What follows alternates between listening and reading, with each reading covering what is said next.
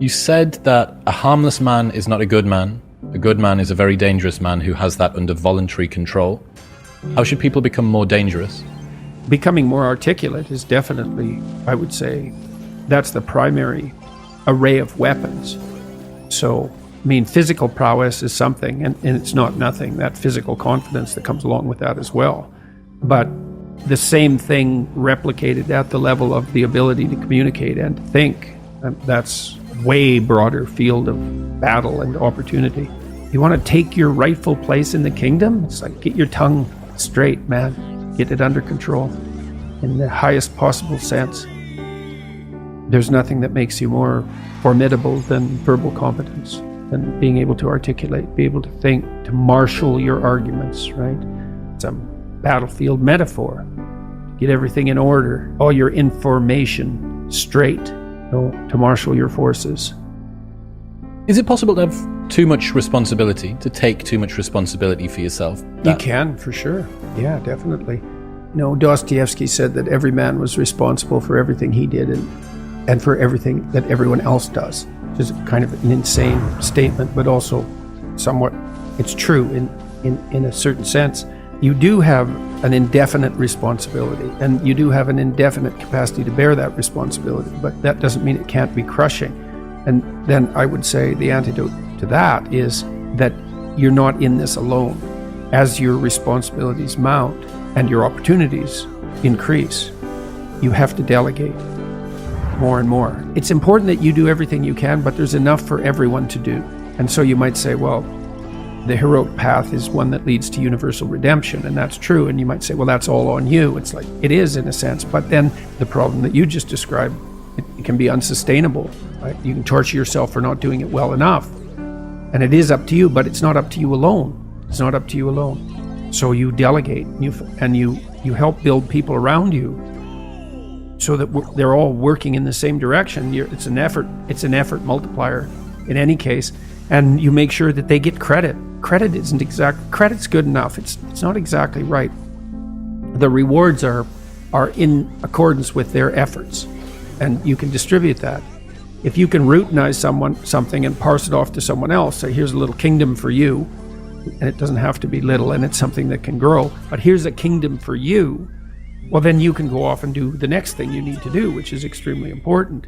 And you might think there's a kingdom, and then it's broken into little kingdoms, and so the farther you are down the hierarchy, the smaller the kingdom you get. But that's only true if you think the world's a zero-sum game, because you could also think of it as a place of indefinite number of the largest kingdoms possible. And I think, why do we think this is exhaustible in some sense, what we're doing? It doesn't look exhaustible. That's the limits to growth mentality. It's like, economists don't believe in that, because they think, well, no, we can just get more efficient, which we certainly are. We're way more efficient than we once were. And those gains in efficiency, when they're not being interfered with, are increasing at more than an arithmetic rate. Why do you think people have a tendency toward that zero-sum mentality? Yeah, well, I mean, there are elements of life that have a zero-sum element. I mean, if you're competing with another man, for example, to marry a particular woman, that's a zero-sum game if you only think of the game as including you two and that woman. So you can set up circumstances that are zero-sum. But to take that metaphor of zero-sum game, where there has to be winners and losers because there's a finite number of resources, is to assume that the rules of that game are the rules that govern the set of all games. And that's just not true. Games are infinitely multipliable. I mean, you can invent a new game. People do that all the time. The man who invented Catan, which is a game I really like to play, it's a very popular board game. That didn't exist until he invented it. Now, thousands and thousands of people play it, and he made a fortune from it. It's like, that game never existed. So there doesn't seem to be any limit to the number of games we can invent. And it's a complicated problem because we are on a single planet, and some resources are more zero-sum than others, but we haven't really run into any actual zero-sum limits in terms of our, the probability of us living an abundant life on the planet. We've stewarded some resources very stupidly. We've done a very bad job of managing oceanic production, for example. We have to be smart about our resources, but that doesn't mean there's zero sum. And certainly doesn't mean the world is a zero-sum game. And that's a Malthusian idea, that population will grow till it consumes all available resources and precipitously collapse. And then why do we think apocalyptically? It's, because things do come to sudden ends. People die, people get fatal illnesses, like the world you so carefully constructed can be blown apart at any moment by a random occurrence, genetic mutation that causes the cancer that kills you. Life has a fundamentally apocalyptic aspect.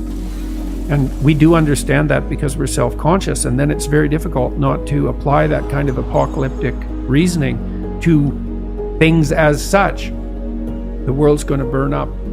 The climate's too hot. What about runaway positive feedback loops? Because that's what the climate types are afraid of. It's like, hey, they happen. How do we bind our apocalyptic thinking? That's a good question, man. That's a good question. We do that with the truth. That's how we do it. Through dialogue, through investigation, through exploration, through discipline, all of that. The Logos is the antidote to the apocalypse. And so what does that mean? Well, love and truth is the antidote to the apocalypse. Not the planet has too many people on it. Truth in the service of love. Mm-hmm. What do you mean by that? Well, it's a hierarchy of virtue, I would say. There's an old idea that God is the sum of all that's good. I don't think sum is exactly the right metaphor. It's more like, imagine there are eternal verities: truth, beauty, justice, love, courage, fortitude, passion. Think of all those things as virtues. So virtue is what all virtues have in common. That's the relationship of God to the good. Well, you may think, how would that manifest itself in your life? Well, that might be pursuit of the good. And that's the pursuit of the good that unites all proximal goods. Well, what is that exactly? Well, it's something like belief that it would be for the best that all things flourish to the degree that that's possible. When I was a clinician, I thought of that as the good in me serving the best in my clients. And I think the desire for that to happen, that's love. So that's the desire for, say, well, take a human, bent, broken, miserable, malevolent, hurt, corrupt, weak, frustrating, disappointing, all of those things that we can lay on ourselves because of our inadequacies. It's like, it's easy to dismiss that. And part of that dismissal is what drives the notion that the planet has too many people on it and that we're a cancer on the face of the earth. It's like, it's not easy to love that. But what do you want? You want the broken people to rise up out of their brokenness rather than despise them for it. And then you orient yourself towards that and try to pull that out of people and yourself. Keep facing challenges voluntarily, pay attention at a rate that works for you, develop your competence. That actually stabilizes the environment around you, so it actually is less predictable and less threatening. Plus you accrue that evidence and you get the social support for doing so. That's your best pathway forward.